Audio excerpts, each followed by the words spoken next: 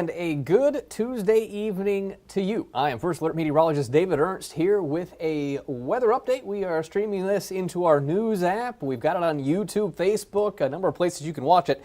If you don't have our app already downloaded on your device, whether that be an Apple or Android, I do have a QR code right beneath my picture here. You can point your smartphone at that and you will be taken to the splash page to download the app. It is totally free. You get live updates from the First Alert weather team if situations call for that. Typically doesn't happen too often in the year, but every now and again we do get ourselves into a severe weather outbreak and that does become necessary. We will have updates in there, video updates throughout the day, usually 5-6 times a day. One of the meteorologists here will push a video update to the app, kind of letting you know what current conditions are going to be like and the day's weather ahead. We may look ahead to the next weather maker coming in. You've got the interactive radar on there so you can see where storms are right anywhere you are. You can get lightning alerts, severe weather alerts. So there's a lot of handy information right there in the app. So definitely going to be worthwhile to download that. And again, you can scan that QR code for a free download. You can find me on Facebook. We've got this going to the main WBAY TV2 Facebook page, but you can find me anytime on there, ask a question or send me a message. And I haven't been as active as I could be on my Facebook page. I will try to step it up and usually we'll post some graphics that you may not see on the air there, and you can get into a little more in-depth explanation. So you can head over to my Facebook page. That is David Ernst, WBAY meteorologist, and I will be happy to answer any questions you may have on that forum. As far as things go in the short term, our next bigger weather maker gets into the area Thursday afternoon. That's when a more widespread threat for storms will move in, and we're going to keep the warm and muggy weather rolling on through then, and it does actually continue into the weekend. Now, I do expect that during the day Thursday, it will be not quite as warm, as hot as it was today and what I would anticipate for tomorrow, the main reason being that we would have more widespread storms coming across the area. We did have some severe thunderstorm warnings for random times with some of the storms that we have ongoing in the area right now. The little cluster you see, Menominee County over towards the Shawano area, that is one that did have a severe thunderstorm warning on it for a time. Let me trying to work my mouse over here. There we go. So we'll zoom in and take a closer look at these here on First Alert Viper Max. So no thunder or lightning out of this cluster right now, but some very heavy rainfall, hail signature.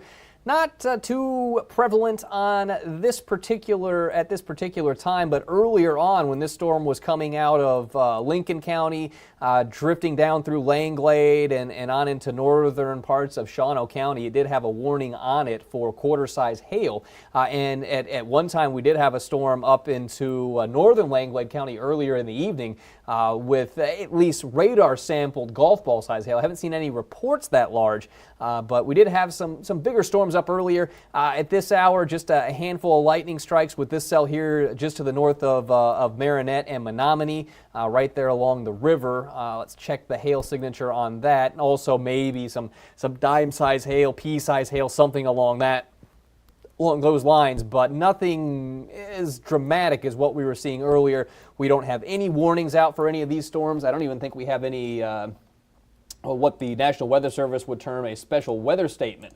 Or significant weather statement on those. So yeah, no special weather statements. Last one we had was for the storms in Shawano County, and that did expire 18 minutes ago. It was 30-mile-per-hour winds and nickel-size hail is what that particular alert was for. So things are starting to quiet down. We'll go ahead and put the wrong mouse there. Let's get back over to a different computer, and we'll take a little bit of a wide view, if you will, and it's really just that little cluster of storm activity there to the north of the Fox Valley, and it is not necessarily on its way out yet, but it's definitely weaker than it was a little while ago, so those storms are already on a downward trend, and I would expect that to continue, and over the next few hours, we'll see things really start to quiet down. As far as temperatures were today, let me see if I can find my high temperature graphic here. We just did some graphic swap, so I don't have everything in the places that it used to be, having to get some new graphics in here. So today doesn't look like anyone quite hit 90, but we had some very close calls. Oh, never mind. I see that Sheboygan there at 91. 89, Green Bay for the high, 88 in Appleton, 87 Oshkosh. It was 89 in Shawano and Wapaka. So we certainly did have some hot conditions today, and even at this hour, it remains very much on the muggy side. Dew points are well into the 60s, if not the lower 70s in many areas. So we had peak heat index values earlier today, anywhere from 90 to about 95 degrees, and I would expect that to be the case tomorrow as well. In fact, I probably need to update my forecast. Let's see if I have the heat index forecast in here. That was another one. Again, I had to redo some things, so I'm still getting my show stacked back up. So bear with me here for just a minute. In fact, I'll go ahead and click myself on camera here. The way I have my show stacked up here is I kind of just go through it on the fly. Whatever is needed at a given time, I'll just click into it. And we just got done with a little bit of a graphics overhaul. And so I had to delete some stuff out of my shows, and I have not gone through and added everything back. Now the heat index, I sometimes will have to adjust the model forecast to line up better with what I'm thinking, and I have noticed that there have been some models that are running a little too cool, if you will, given this hot and sticky stretch. So I've generally been kind of bumping the forecast up a couple of degrees just to match it with what we're saying. So that's what I'm doing right now. Behind the scenes is making an adjustment to one of my graphics so that you don't have to use your imagination and move the numbers up in your head. I'll just go ahead and correct them on my system and just add the few degrees that I'm thinking. So that's what I have done now, and that'll be my heat index forecast for tomorrow. And again, similar territory to today, 90 to 95 for most areas. It's going to be another hot and sticky day out there. We'll see high temperatures pushing close to 90 degrees, and we will see that heat index again into the lower and middle 90s, as you can expect the humidity to be running high. We'll have dew points up into the 70s once again. So here's your forecast high temperature for tomorrow. Normal high would be 81 degrees, and instead upper 80s to around 90 degrees. And yeah, Bill, you're exactly right. I think a lot of us would say it's too hot, although Jonathan, that I do my radio hits with, we do a live update with WBAY at right around 5:35, 5:40, right in there. He is a fan of the hot and muggy weather, so he's been very appreciative of the short-term forecast with all of this heat and humidity. As far as tomorrow goes, from a humidity standpoint, dew point temperatures largely in the lower 70s during the afternoon. So again, that's how you end up with a heat index up around 94, 95 degrees when the air temperature is 88 to 90 and you have this hot, that high humidity hanging around. We will look for the humidity to stick around really through Saturday, and then we do get a reprieve heading into Sunday and the start of next week. It doesn't go away altogether, but at least dropping back into more comfortable territory, slightly humid, if you will, for especially Monday and Tuesday next week. Let's take a look at First Alert Pinpoint Predictor, and we'll talk a little bit about our chances for some showers and storms as we get into your Thursday in particular. We might see a pop-up storm tomorrow. There'll be a better chance for some rain coming into the area late tomorrow night, and that's what you see here on Predictor in the morning for Thursday, is this batch of showers and maybe a few embedded thunderstorms exiting the area on Thursday morning. As we get into the early part of the afternoon, it's probably quiet. We'll see some sunshine, and temperatures at least get into the mid-80s, and then here we are by the evening with a round of showers and thunderstorms pressing on through the area. Once those pass through late evening, mostly quiet for the rest of the night. On Friday, perhaps there's a stray shower or a storm that pops up, but this runner predictor keeps just about everybody dry, so we're going with again, a relatively dry forecast of our own for Friday.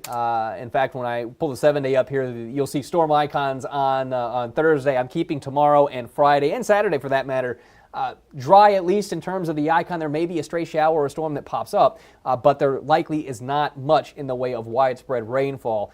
Tomorrow, our biggest weather concern outside of that heat and humidity is going to be the potential for some morning fog. So going through the night tonight and into Wednesday morning, especially during that pre-dawn time frame, there could be some foggy spots developing, although this runner predictor is a little bit more optimistic than the one prior. There are a few spots you see the visibility down around half a mile, 3/4 of a mile, but not nearly as widespread as what it was if you were watching us at 5 or 6 o'clock when I popped that graphic up. So there could be some foggy spots around tomorrow. Plan accordingly. Maybe give yourself just a little bit of extra time in case you need to slow it down for that. But we will be looking at that fog lifting by 9, 10 o'clock in the morning, and then skies would turn mostly sunny, and we probably stay dry, at least most of us will. Something to look forward to if you're not a fan of the hot and sticky weather. As we get into the second week of August, this is the 8 to 14-day temperature outlook. It's seemingly becoming more likely that our temperatures will be below average. And again, this time of year, the average high is 80 degrees, so that would likely mean 70s for highs as we get into the second week of August. But as far as things go, as we close out July and begin the month of August, at least in the short term, it stays hot. 90 degrees tomorrow, mid-80s on Thursday, more clouds, a more likely chance for rain then, so temperature's not quite as hot. And then we're looking at a mix of sun and clouds back into the upper half of the 80s on Friday. On Saturday, a stray storm is possible. Most of us are dry. Highs will be around 90 degrees. We've got Packers family night. Hard to believe that we're to that time of year already. For the tailgaters, still upper 80s to around 90. We're looking at temperatures in the mid-80s as the scrimmage is kicking off, and then we should see temperatures dropping into the 70s as the game action is winding down and the fireworks are getting ready to go off. Again, for now, keeping the forecast dry for most of us. A stray storm can't be ruled out, but I'm cautiously optimistic that the only fireworks to be seen around Lambeau on Saturday night would be man-made.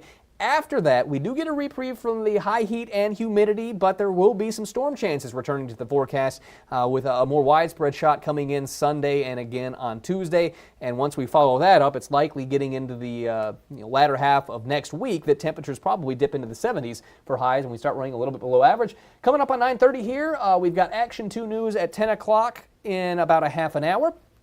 So hopefully I'll see you then. Have a great rest of the night and a good Wednesday.